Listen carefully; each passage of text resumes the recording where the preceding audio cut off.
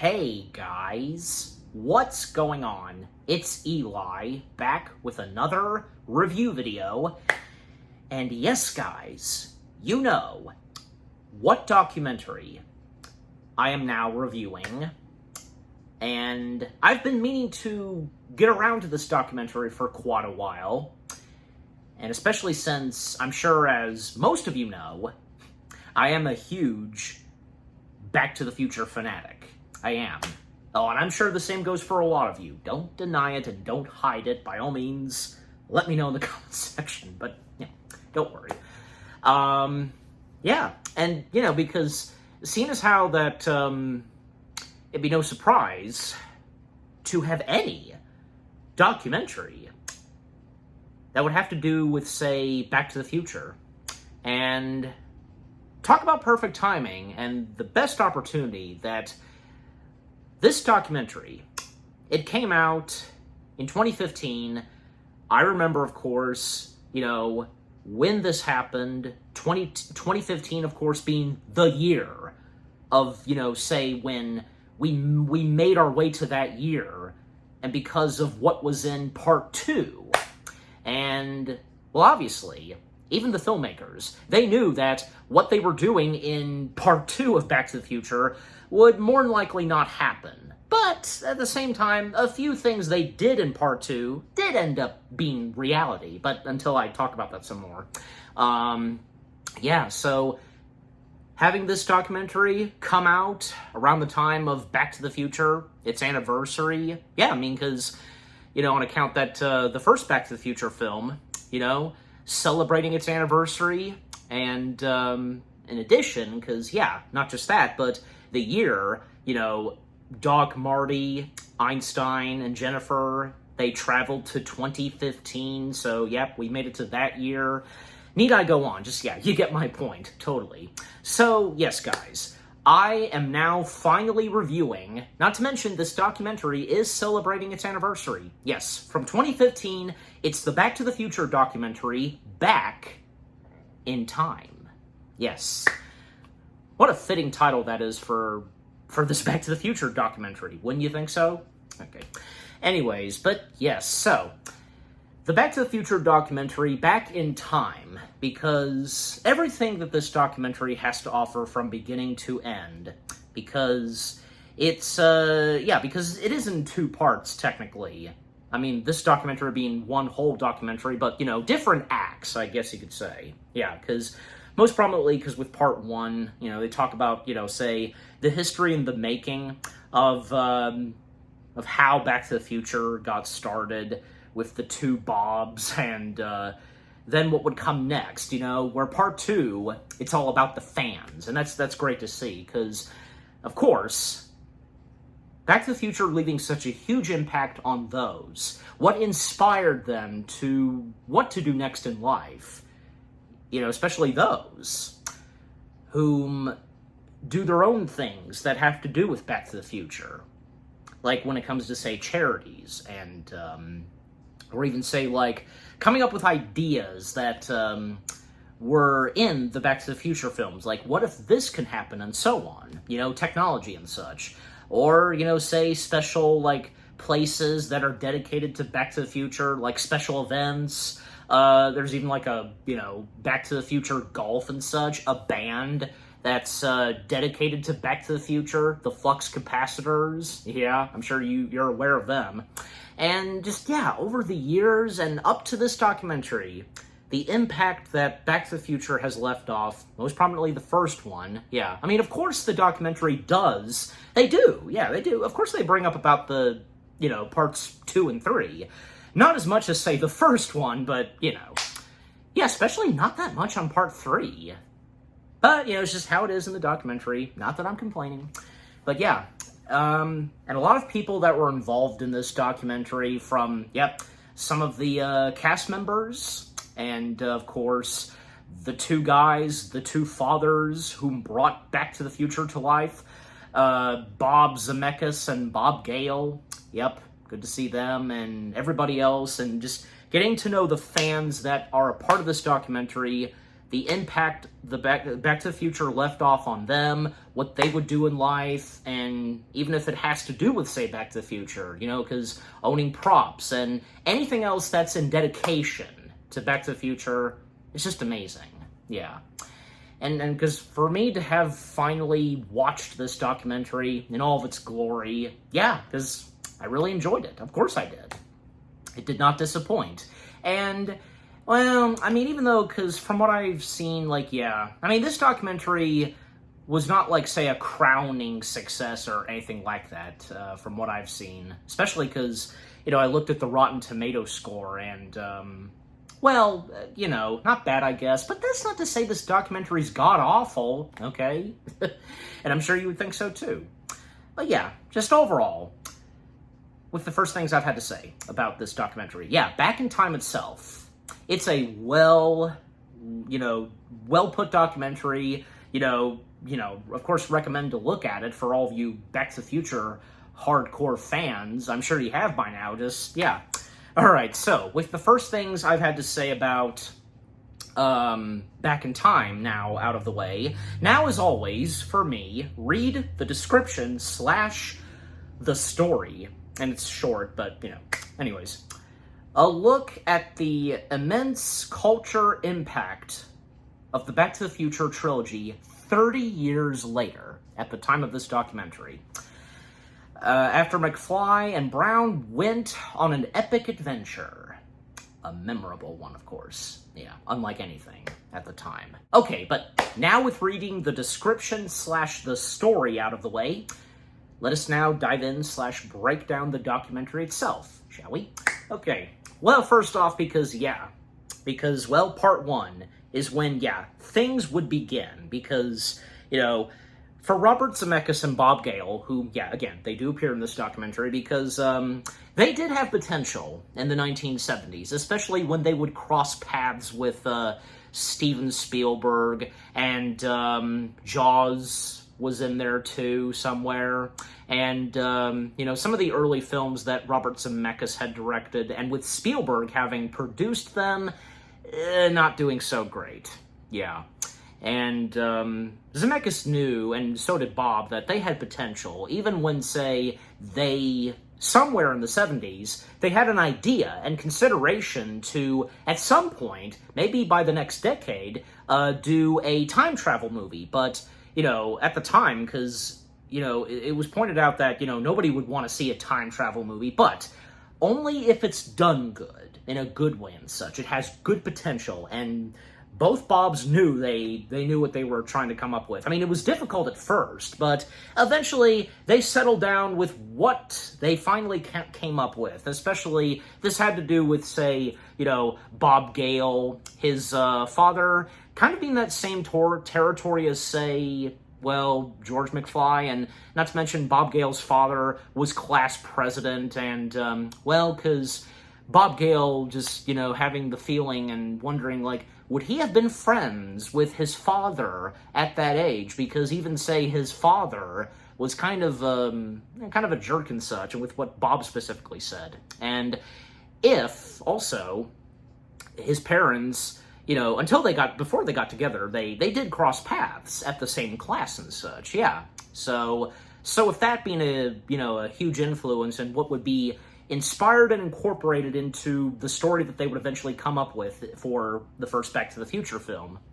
And yeah, later on, and as the story and script developed more, you know, with what Zemeckis and Bob were coming up with, and yet at the same time, you know, just having no luck. Zemeckis just having no luck in his directing career, you know, making any smash hit. But up until, say, in the early 80s, he would do Romancing in the Stone. And that's the movie that really launched Zemeckis into high gear. After the release of that film, everybody wanted to work with Zemeckis. Not to mention that, I actually kind of didn't know about this, that Zemeckis, he stepped away working alongside with Spielberg. And yeah, in the case of Spielberg, having been producer of the movies that Zemeckis was doing. So Zemeckis stepped away, and it's not like, there was any bad blood between them or anything like that. Just Zemeckis felt that maybe he should try to do a movie that does not involve Spielberg, and which he did so, which being, of course, Romancing of the Stone. And again, after the release and success of Romancing the Stone, not to mention that Romancing the Stone is where both Zemeckis and Alan Silvestri, whom, yes, he appears in this documentary as well, they would first cross paths, and a match made in heaven, for Silvestri doing a handful of movies that are directed by Zemeckis where he does the music and score. It's just like, how, another perfect match made in heaven in the movie business, John Williams and Steven Spielberg. Yeah, or say Tim Burton, Danny Elfman, that kind of stuff. But yeah, so it's great to see, because that's where Silvestri would first meet Zemeckis and they get to know one another through Romancing the Stone, a great partnership they would have from there on. And then after that, because again, everybody now wanted to work with Zemeckis, and, well, I mean, he, of course, being flattered by it, he knew exactly what he wanted to do after Romancing the Stone. Bring Back to the Future to life. Yeah, because now that things were looking good for Zemeckis, now he can finally get this project of his and Bob Gale's underway. And when it came to the completed script, well, they took it to a couple of studios. In fact, here's the thing. Can't forget to mention this, of course. It started... When they started developing Back to the Future, it all began when Zemeckis and Bob Gale, they were working at Columbia Pictures. And at the time, who was in charge of Columbia Pictures? And, Zemeckis and Gale, they got along with him quite well.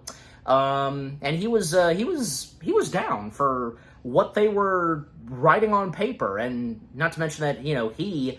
himself being a big fan of science fiction, and that being the CEO at the time of Columbia Pictures, Frank Price. Yeah, so Frank Price, he loved the sound of / idea of what Zemeckis and Gale were cooking up, writing on paper, and this being something science fiction, and science fiction being something right up Frank Price's alley, being a huge fan of science fiction. Unfortunately, when things were starting to look good, when working on the script and over at Columbia Pictures, well, Coca-Cola stepped in.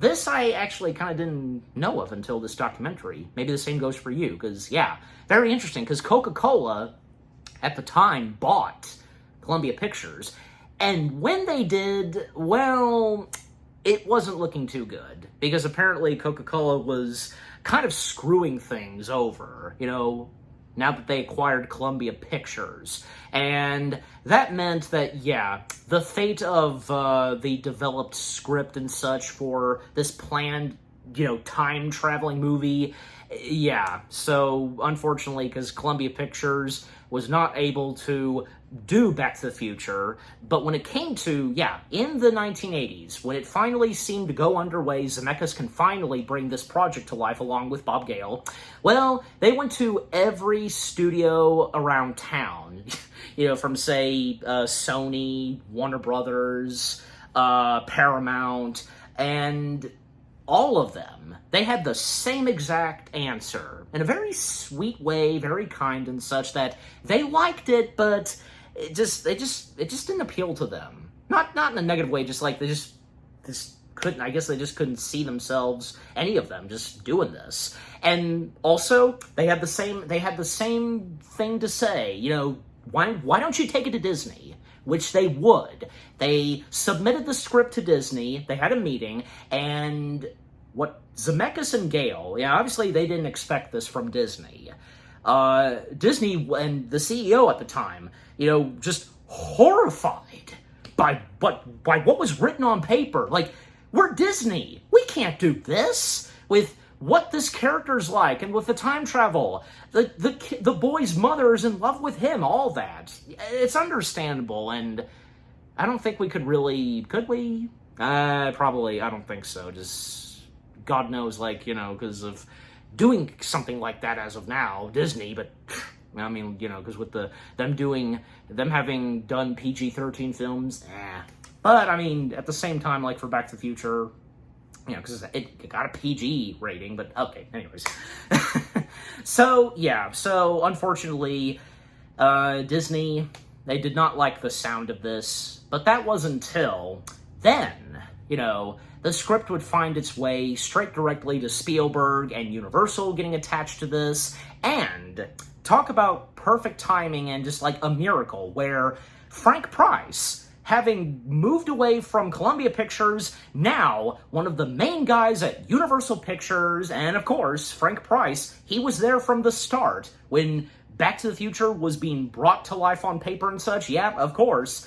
Lucky that, you know, he's now part of Universal, and of course, you know, helping bring this to life, and greenlighting it. Just, yeah, that was great to see.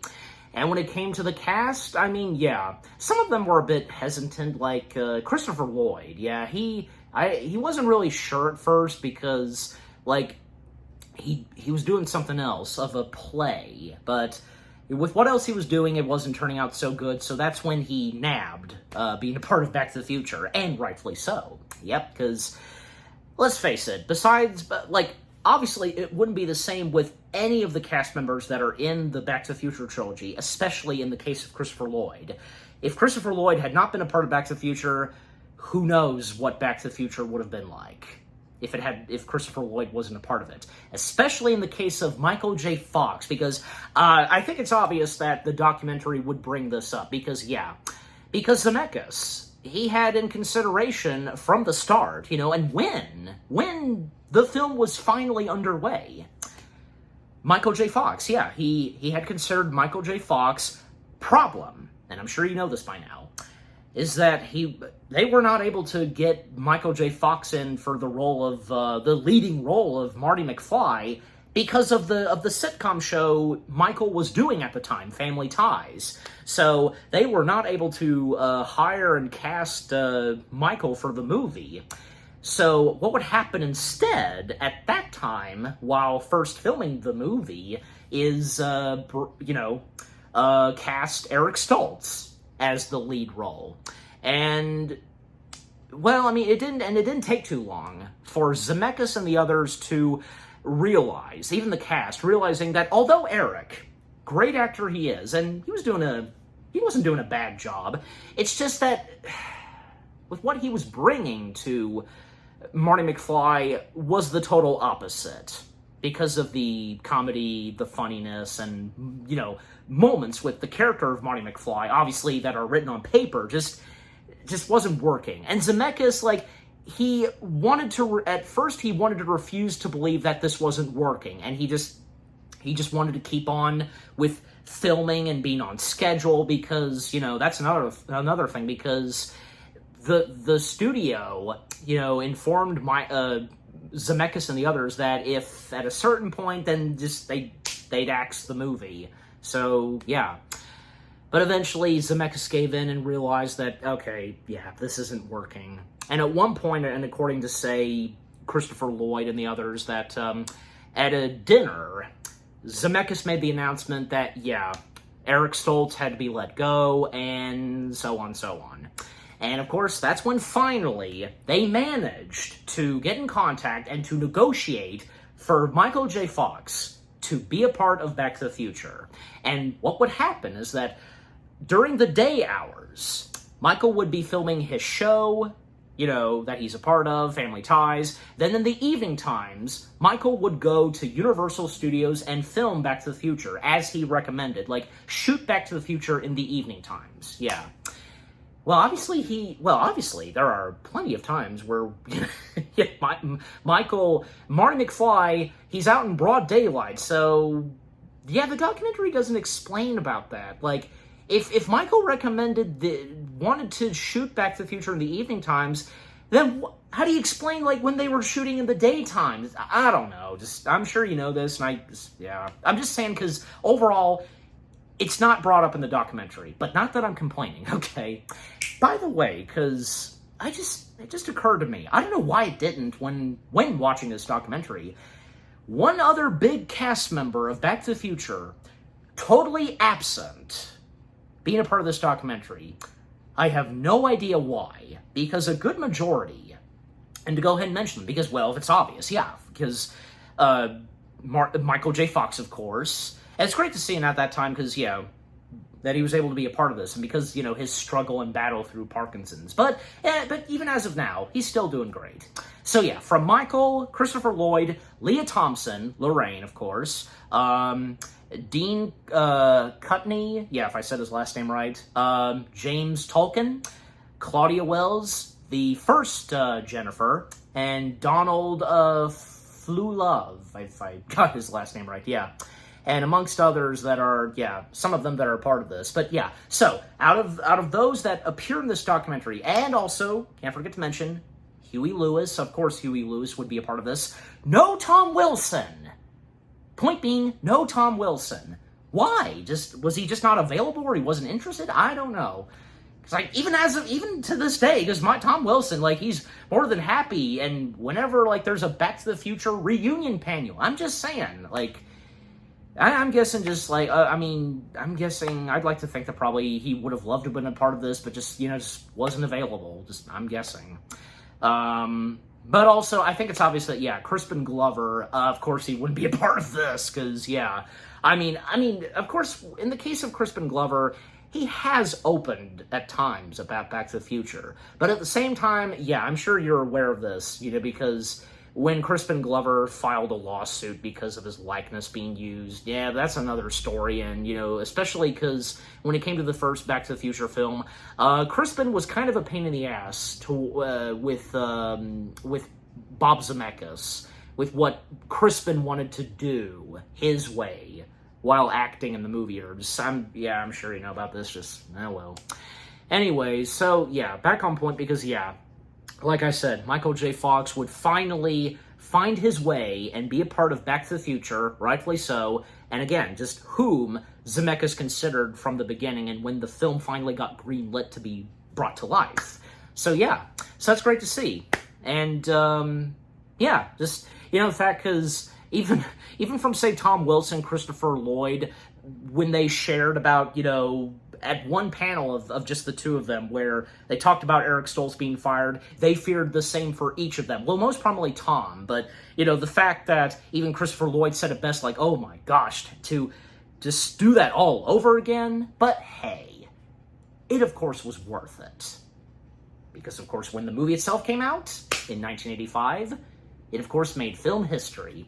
And yeah, another thing about it is that, yeah, Steven Spielberg, whom of course, you know, appears in this film, because when he read the script, well, he loved it instantly. And to him, and yeah, makes a good point, that it was unlike any other movie he had seen during his time. And yeah, it's true, because, you know, keep in mind, because from the 1970s and up to the 1980s, big game changer movies. And I think it's obvious that, yeah, Back to the Future in the 1980s was one of them. For sure, yeah. All right, so now let's talk about Huey Lewis some more, shall we? Because, yeah, when Huey Lewis would step in the picture, being a part of Back to the Future, him and his band, because, yeah, well, I mean, it was quite an exciting thing for him and his band, and they even show footage of Huey making the announcement to the fans / the audience that they're going to be making their way to Hollywood, you know, and in the case of being a part of Back to the Future, and with the songs, of course, you know, most prominently Power of Love, and and even Huey Lewis was concerned, like, they should name it, like, there shouldn't be a song named Back to the Future, but no, Huey was ensured that, you know, just, you could do whatever the heck you want and how you want to title it, so, yeah. So again, you know, from, say, Power of Love and, you know, Back in Time, just, you know, a lot of great songs to come from the great Huey Lewis in Back to the Future. And, you know, of course, obviously, for me, because I love those two songs, and I'm sure the same goes for you. Yeah, it's Back in Time, da-da-da, or, you know, that's the power of love. And so 80s, and, well, I mean, that, especially in the case of Back to the Future, so 80s. Anyways, so yeah, okay, now let's talk about the DeLorean, yeah, because the DeLorean's legacy, because, yeah, another thing is that, it's talked about, like, how and what they came up with on what should be the time machine for Back to the Future, and how they get to one place to the other, or time traveling. Now, originally, maybe you know this, some of you, they originally considered the time machine being a refrigerator. In fact, because what they were coming up with and what was originally considered for Back to the Future, in the case of a refrigerator, was very similar to what would end up technically being done, and by showing a couple of clips of Indiana Jones 4, the whole nuke the fridge and the whole nuking thing and such, and with what they say, what a coincidence, especially in the case of Spielberg. Well, I don't know. I mean, I don't know how it would have turned out if they had done that. You know, having the time machine be a refrigerator and such, and because of what would then end up being done in Indiana Jones 4, well, at least, I hate to say it, but come on, just, you know, at least technically what was in Indiana Jones 4 kind of worked, but, you know, the whole thing of Indy survival, well, again, the refrigerator was lead-lined, but we're not talking about Indiana Jones, okay, so... Anyways, so, yeah, so because, like, yeah, they didn't go with a refrigerator, they instead, and because the time machine had to go from one place to the next, like, you know, you had, like, it had to move, of course, well, they settled on, appropriately enough, a car, and the car they went with, of course, and, which, of course, being on my t-shirt, John DeLorean's DeLorean cars, yep. The DeLorean cars that were invented and created by John DeLorean, and especially since that, yeah, because that Back to the Future being something science fiction, the car had to be something futuristic and so on. And just so happened that the DeLorean was the perfect car for that. Especially with those open doors and just the look and its style, its shape, its front part, and even a moment, of course, in the first Back to the Future film where the Mr. Peabody, yeah, because his son mistaking the DeLorean time machine as like a spaceship, you know, so, a Martian and such from outer space landing on Earth, that whole thing. And, you know, coincidentally, on the cover of that comic, it's wearing the same type of suit that Marty's wearing, you know, the radiation suit. So, yeah, in the end, because with the crew going with a DeLorean time machine, and especially since, you know, the challenge to what to put on the DeLorean vehicle, all the gadgetries and such, you know, there were different concept drawings. I'm sure you've seen them. I have, and very interesting, but with what they settled on in the end, perfect. Just perfect. Yep. Especially those things on the back, and like they sometimes let out cool air or smoke, you know what I'm saying? Like, yeah, that too. And with the whole thing of needing plutonium and a center part, you know, just you take the lid off and you put radiation, all that, but when it would come to, say, the end of the first Back to the Future film, like, you know, Mr. Fusion, just any random thing that's fuel, in the case of, you know, garbage, and, you know, Doc collecting some garbage, you know, from a can and a banana peel, like, that's the fuel Mr. Fusion needs. And, of course, to, you know, run the DeLorean time machine, and, of course, with the flux capacitor. Yeah, all that. Not to mention that, one of them from, like, someone from Knight Rider. Yeah, I'll go ahead. I'll put his name in the text. Right there. Okay.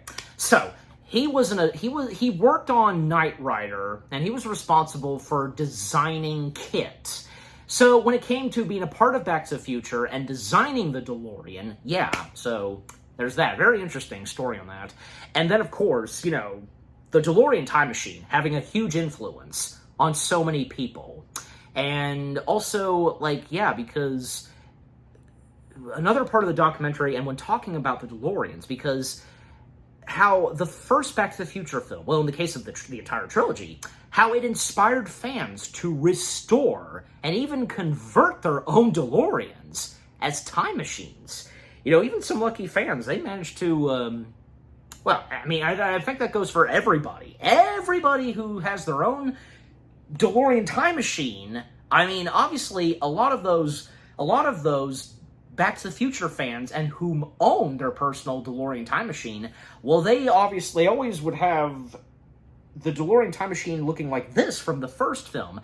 And I don't know, because I mean, I love the DeLorean time machine for how it looks in the first film, but I don't know, I just, for me personally, I mean, how it looks in part 2 with a lot of extra stuff put into it, I just like it. I'm just saying. And besides, it's cool because when it flies and all that, the Mr. Fusion part being attached to it, I'm just simply saying, but no hard feelings. I love the DeLorean time machine with how it looks in the first one, okay? I make that very clear, and I'm sure you guys feel the same way too, and, with what I've been trying to tell you just now. But anyways, but yeah, it's just great to see, because, yeah, overall, many Back to the Future fans that own their very own DeLorean time machine having it look authentic looking as to how it looked in the first film. The picture that's on top of my shirt. So, yeah, point being on that.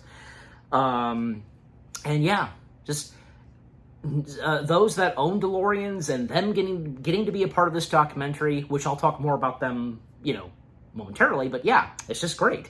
Okay, but then after the history and the making of the first Back to the Future film, then when it would come to say, the casting, the DeLorean, the DeLorean that would be the one chosen to be the time machine of this movie, yeah. Well, part 2, the fans, part 2 begins, and, it's basically all about the fans, and, the fan stories, because it says right here, the documentary highlights inspiring stories of fans, such as a couple who restored a DeLorean to raise money for Parkinson's Foundation in honor of Michael J. Fox. Yeah.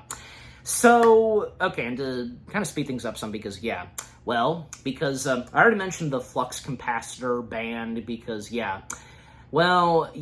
band, whom is so dedicated to Back to the Future, and of course, them performing the songs that come from Back to the Future, and their presence in this documentary. It's great. They're awesome.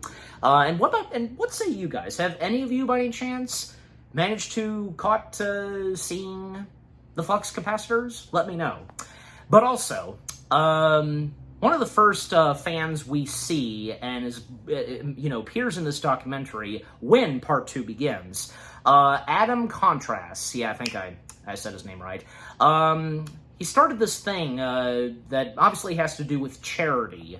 Back to the Future mini golf and Back to the Future hole and such, with what he specifically says. And managed to reach out and get in contact with Claudia Wells about this whole golf thing. In fact, originally Adam was considering for the Back to the Future golf thing to be Jennifer's one hole or something. Yeah, but she's like, you could do better than that, pretty much. So that's when Back to the Future, the name itself, would be, what's the name of this Back to the Future golf thing, and with the word hole in there. And not to mention that Claudia brought along another cast member of Back to the Future to be a part of this, Donald Foley Love, him being present for this and for the golf tournament of Back to the Future. That was great to see. And it's just very interesting. And a very small golf course that's in a backyard. Not to mention that Adam, he managed to get his hands on a DeLorean time machine by someone whom had previously owned it and was going to be selling it. Not to mention that DeLorean time machine that Adam has, it actually has quite a couple of props that were put on the DeLorean time machine. That's great to see, yeah. I do wonder because, how many other fans of Back to the Future who own their own DeLorean time machine managed to, maybe not all of them, but just maybe get a few actual props and pieces that were on the DeLorean time machine.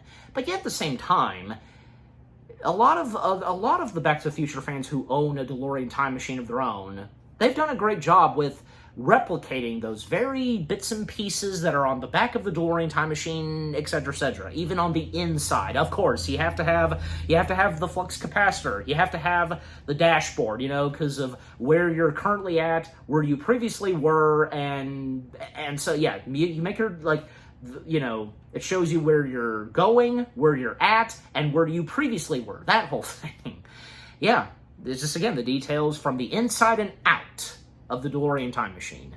Yep.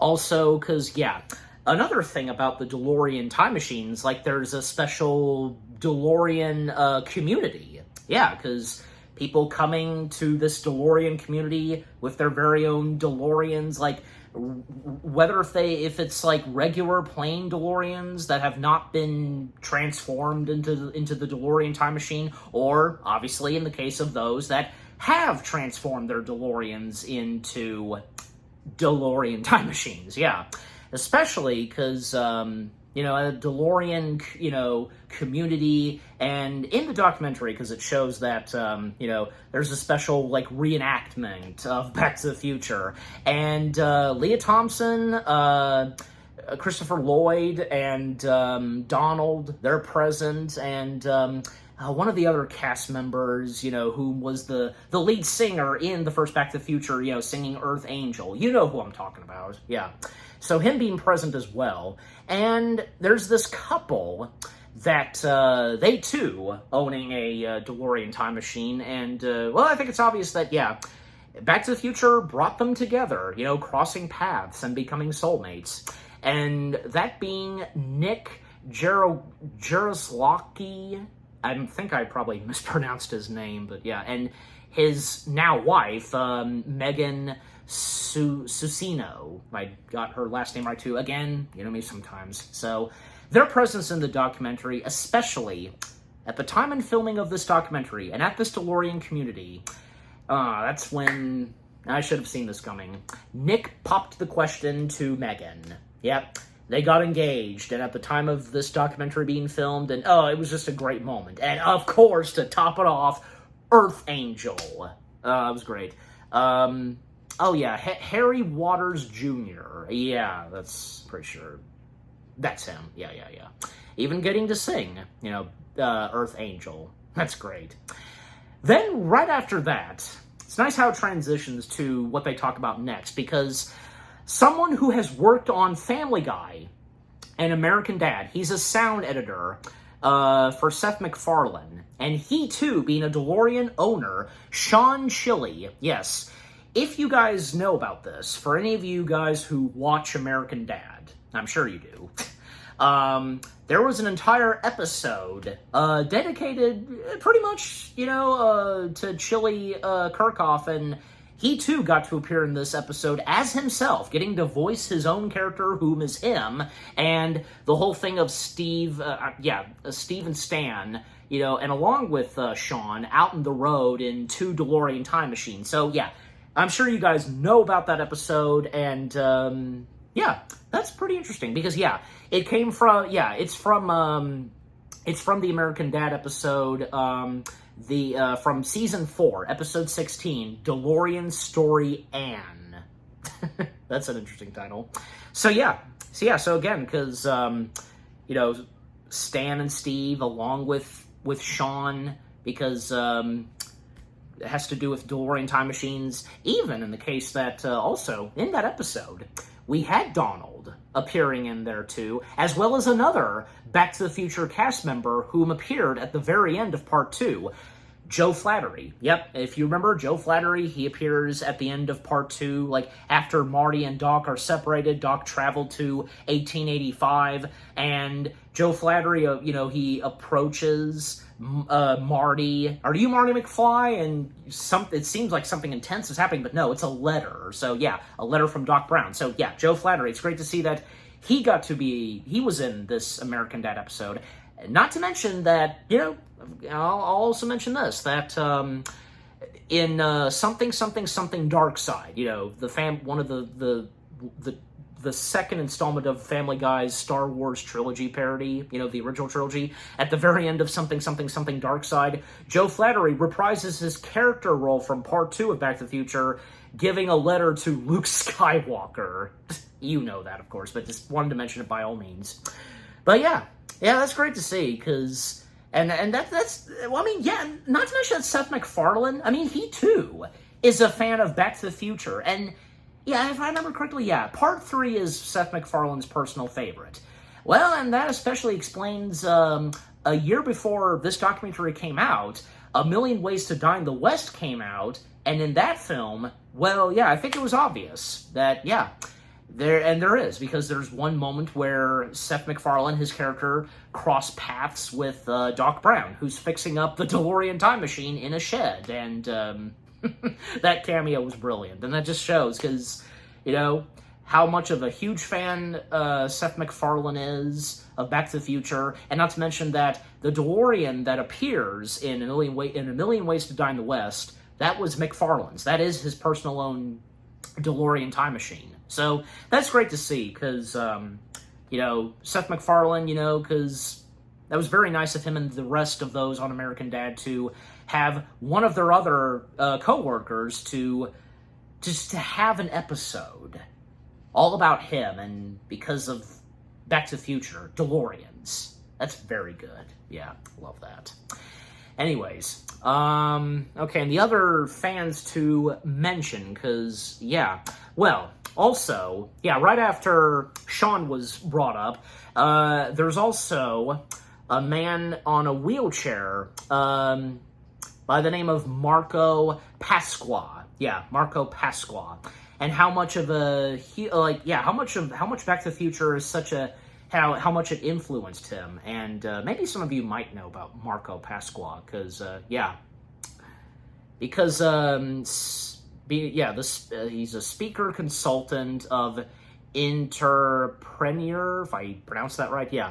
And where he explains that he felt a connection and such with the character of George McFly, because Marco at the time feeling like an outcast, like George, because as Marco explains, you know, George is trying to fit in, trying to accomplish something.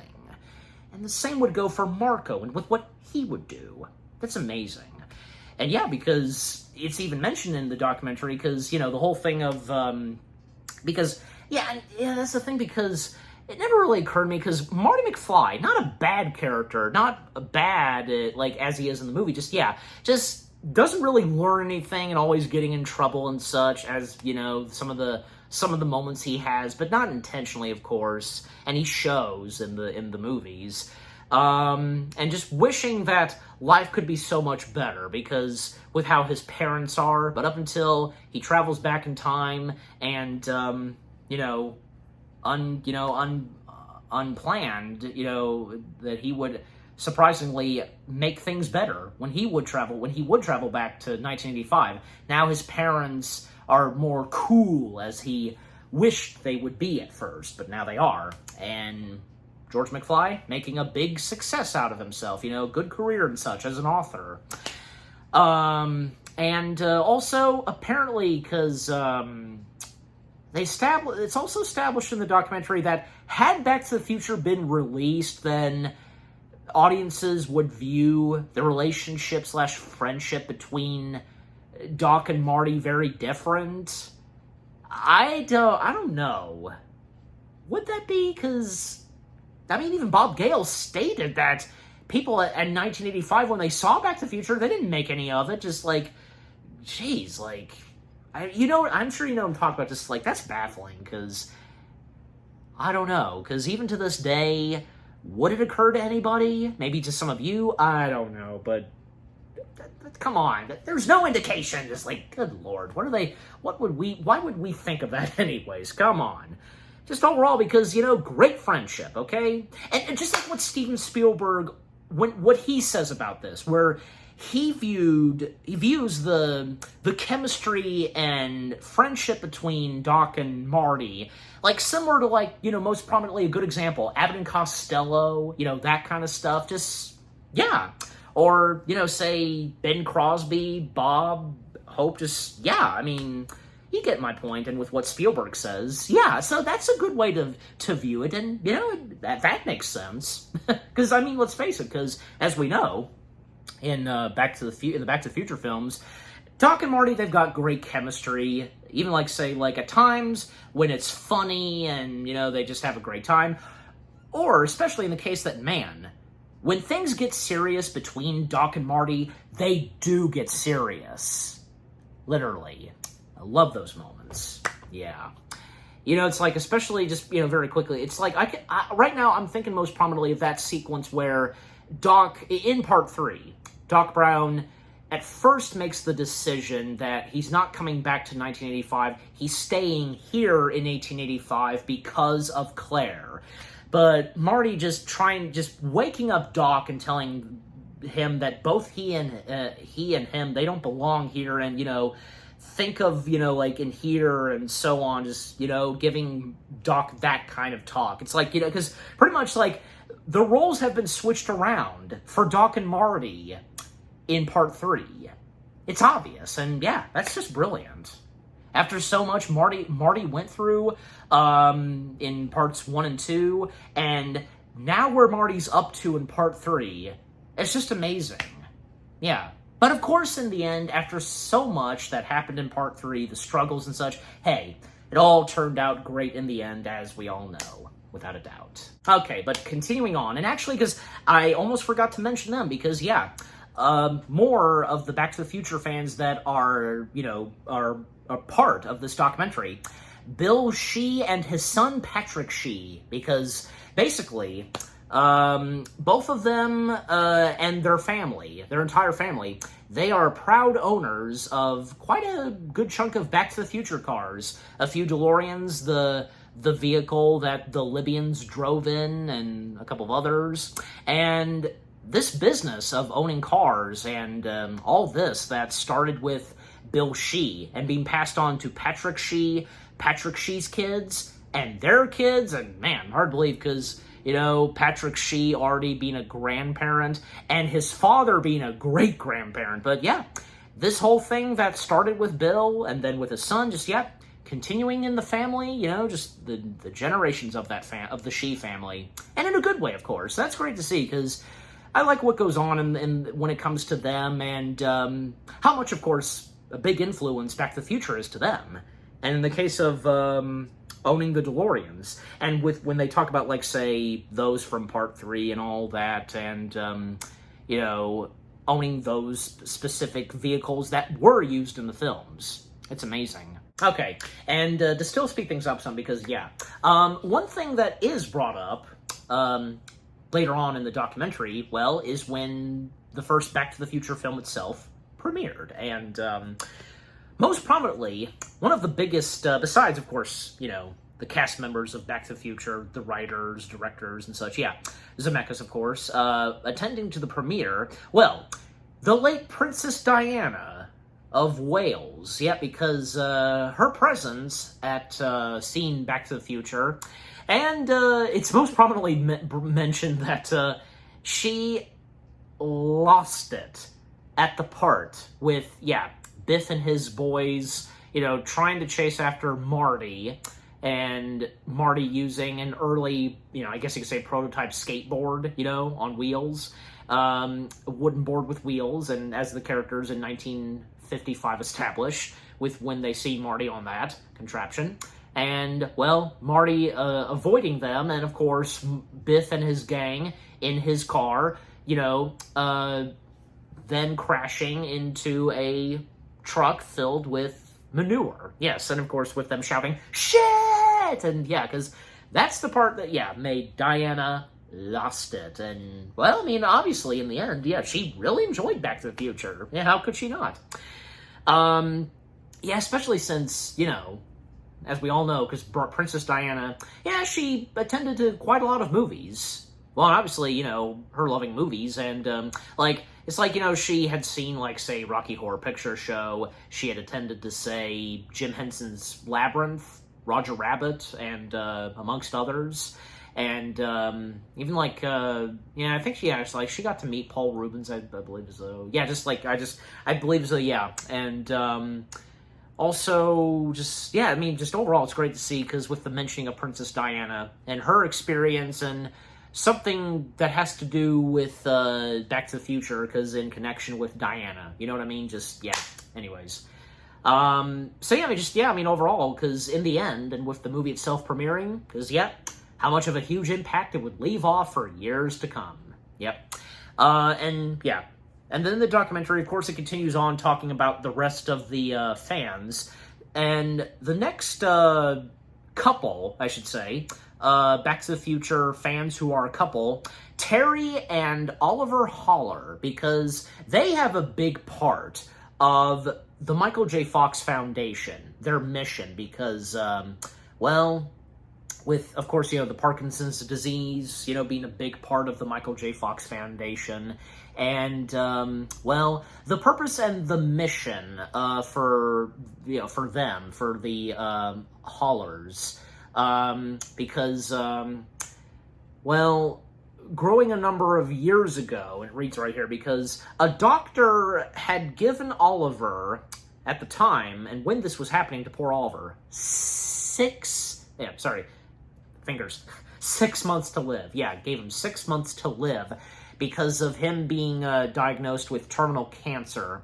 And this news inspired them to accelerate, a bucket list. And within a very short time, they did something crazy and impractical. Yeah, I said that right. They hand-built their dream car, which of course being a DeLorean time machine. And fortunately, the doctor's time table was incorrect, and they continue to share the joy their car has brought. So, well, the doctor made a simple mistake, and thank goodness that even up to the documentary, he survived. Oliver survived like a trooper, and So, just this journey and experience that they both had, having built their very own DeLorean time machine. They traveled through 50 states, and the many places they got to experience that they never did until when they built their very own DeLorean time machine. And just seeing dash cam footage, I guess you could say, footage that's inside of their DeLorean car, the various places they went to. There's even one shot where 2 raccoons, they were climbing on top of the DeLorean car. What was that about? I don't know. And then the Hollers, they would join the Team Fox, again, which being the Michael J. Fox Foundation, and yeah, because after hearing that Michael himself having the disease and the organization being the focus due to their admiration for Michael and his inspiration through the Back to the Future trilogy, and his optimistic approach in dealing with, the Parkinson's, as an example that shows everyone can do something to give back. Yeah, so that's great to see, and, well, the Hollers continue their adventures with speaking engagements around the world, and, yeah, they appear in various books on the Back to the Future subject, and are featured, because they are featured in this documentary, because, I was just reading it right here, so, which helped. So, so that's great to see, because another couple whom both love Back to the Future, it brought them together, and what would come next for them, they obviously had no idea at the time, but they would find themselves having built their very own DeLorean time machine. It's amazing, So that's great. Then it's also talked about, because when the documentary does talk about parts 2 and 3, and Zemeckis and Bob Gale, they go on talking about, say, when they worked on the first Back to the Future film, they did not intend on there being another Back to the Future film, because, as the first movie ends off, because it ends off kind of like on a cliffhanger and such, where, of course, Doc Brown coming in to recruit Marty, and accidentally, Jennifer, because Jennifer saw the whole thing, Doc coming in the DeLorean time machine, and because this has to do something with their kids, and the way it ends off, and apparently at one point, when Back to the Future was released on VHS, they actually had this, a to be continued, but then later on, and even to this day, that had been removed, the whole to be continued, but eventually, even after, say, Zemeckis, he did a couple of other films, like most prominently Roger Rabbit, and Roger Rabbit was another movie that Zemeckis wanted to do, and at the time of the early 1980s, but Disney turned him down because of the films he was making in the 70s and so on. But when it came to, say, Romance in Time and Back to the Future, that's when Zemeckis was given the job to take the director's chair on Roger Rabbit, and rightfully so. Zemeckis had made another film in film history right next to Back to the Future. But yeah, so with that, and after Roger Rabbit, that's when, yeah, Zemeckis and Gale, they'd find themselves coming back to the world of Back to the Future, and by doing parts 2 and 3. In fact, the documentary does not mention this, because I want to mention it by all means, because, yeah, they were intending for this to be one whole big movie, but with how much they had written and where the story was going, and they wanted to do a Western, you know, they wanted to have the characters go back in time in the Old West, well, that's when it led to them splitting it in 2 movies. So, yeah, which making it, of course, the Back to the Future trilogy. And after the releases of parts 2 and 3, well, it is mentioned that people say that, maybe not everybody, because I think, I think nowadays, we all appreciate the entire trilogy itself, being this amazing trilogy, this time-traveling trilogy. Nothing bad and god-awful from, say, parts 2 and 3. But yeah, just like people saying that, like parts 2 and 3 are the worst, but nah, that's not true. And by the way, I've been meaning to mention him, because, and there's a couple of others, because, Dan Harmon, Adam F. Goldberg, and Kevin Pike, to mention the others that are part of this documentary.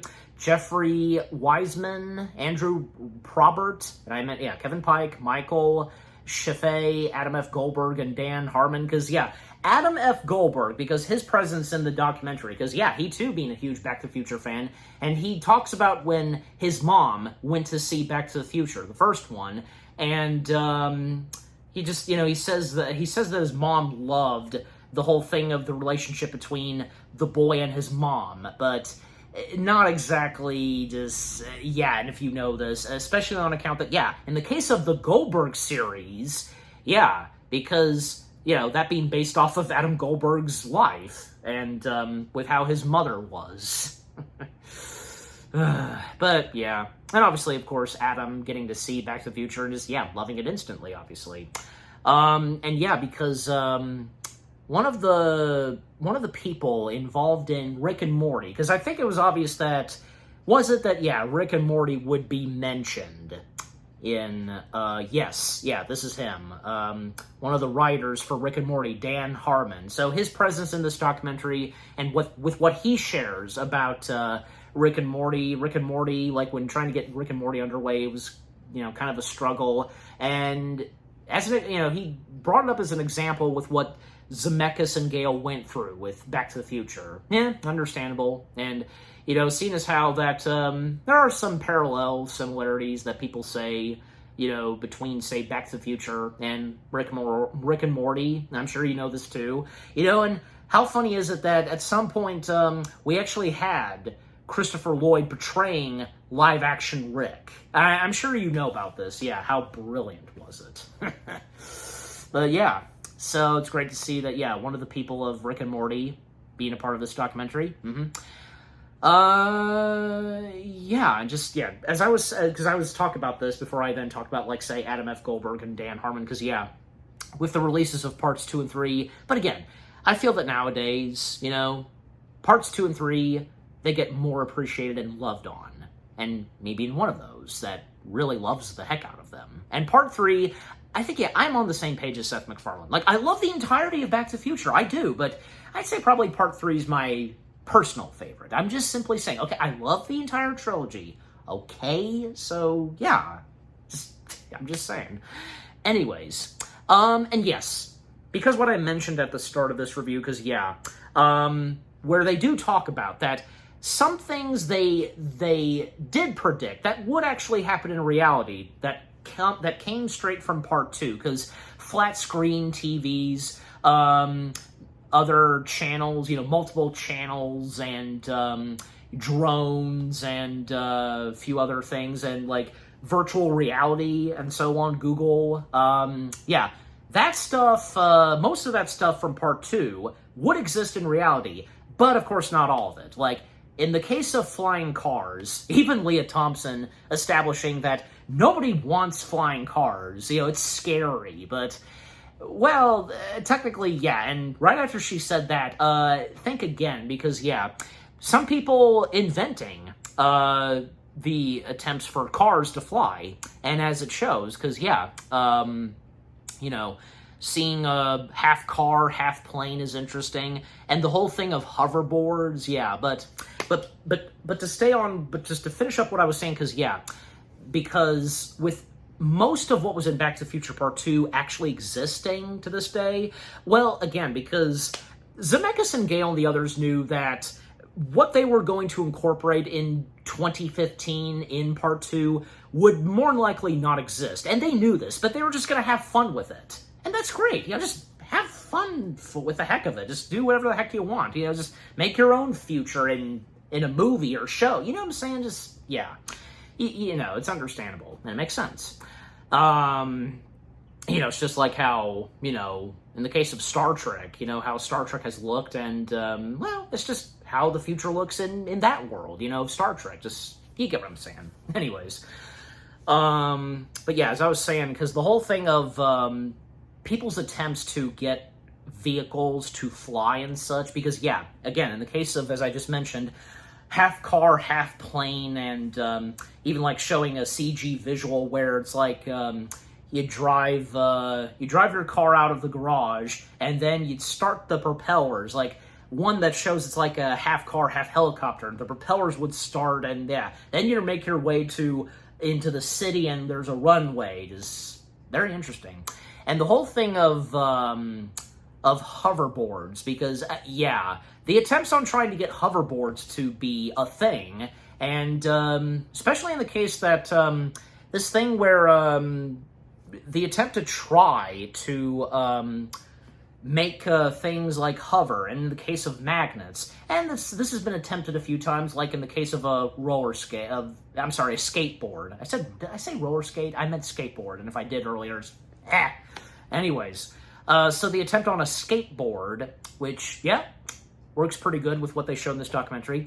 And two, another couple, whom obviously they're big fans of Back to the Future, and with what they're doing in the business, this whole thing of Hendo hoverboard. I'm sure you're familiar with this, because the Hendersons, Jill and Greg, and them being present in this documentary as well, and them just going on talking about, say, the ability to do stuff to make them hover, like maybe make a bullet train hover and such. Like, man, interesting, and with what they describe.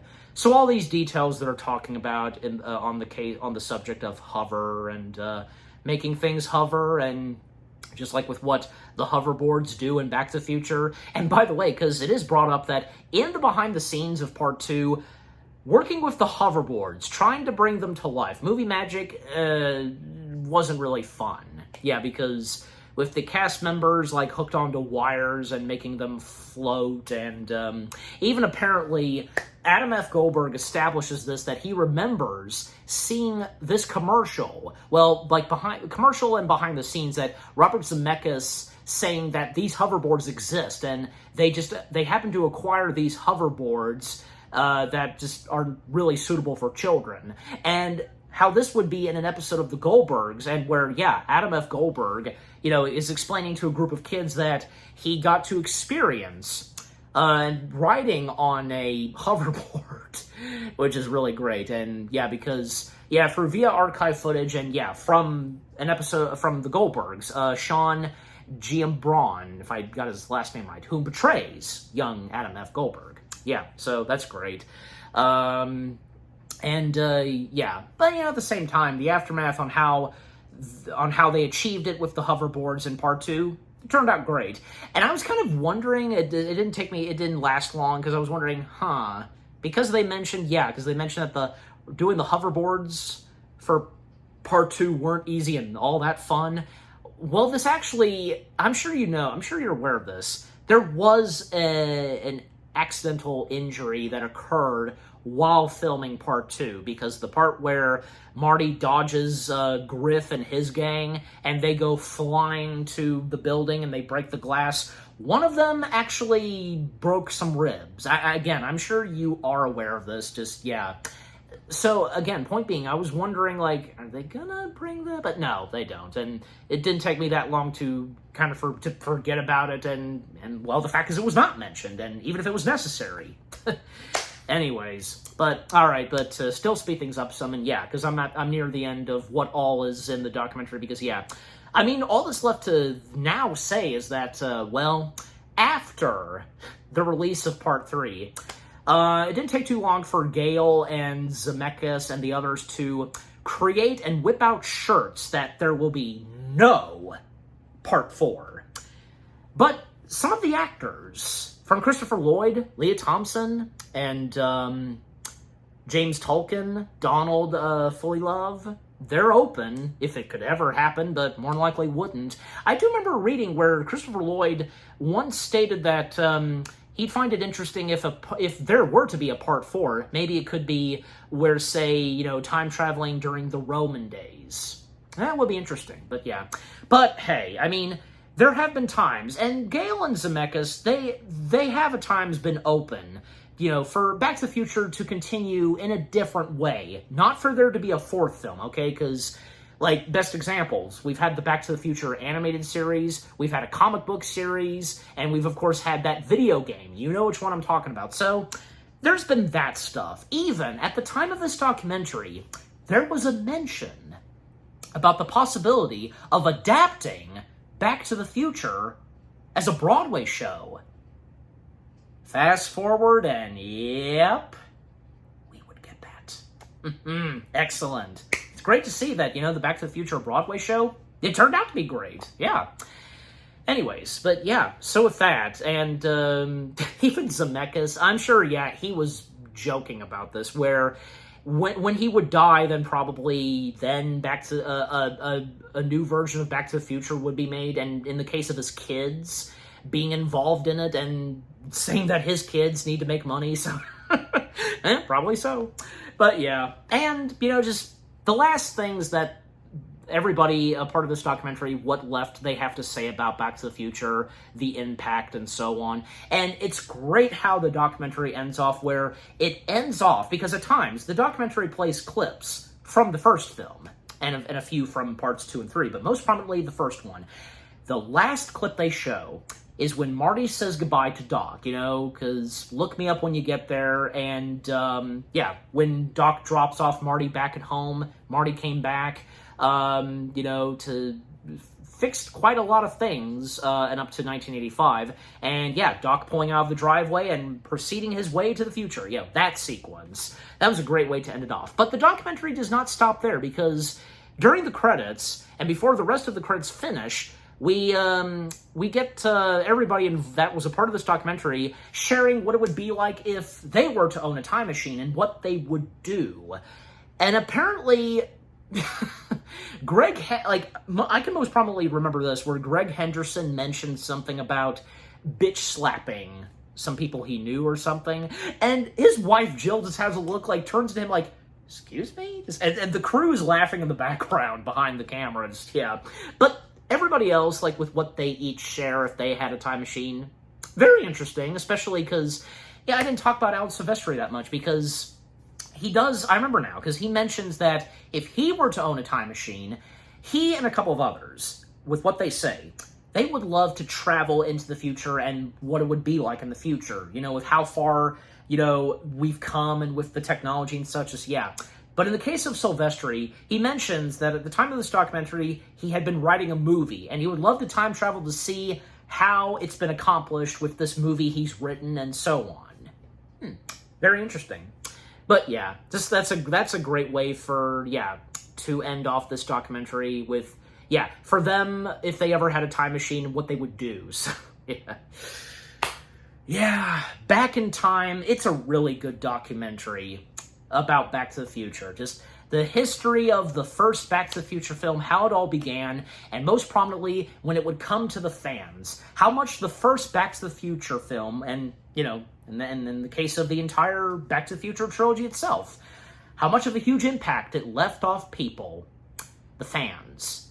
Everybody who got to see the first Back to the Future film in theaters, and what they would do in their life years later, most of them doing something Back to the Future related, from those who own their very own DeLorean time machines. They're doing their own business that has something to do with Back to the Future. And bringing people closer together, couples and all that stuff that they're trying to come up with that inspired them, you know, 'cause that comes straight from Back to the Future, most prominently Part 2. Some facts and such that not a lot of us knew, but thanks to this documentary, and the same goes for me with what I've shared. Yeah, funny moments, emotional moments here and there, moments stuff that you didn't know of at first, but it's thanks to this documentary. Those that participated, and well, I should say they were a part of this documentary, from Spielberg, Michael, Zemeckis, Gale, Thompson, Lewis, Silvestri, Frank Price, Christopher Lloyd himself, Doc Brown, most of the other cast members of Back to the Future, some writers, from Adam F. Goldberg, Dan Harmon, and, the fans from the Hendersons, Stephen Clark. Yeah, Stephen Clark and his presence in this documentary was pretty good, too.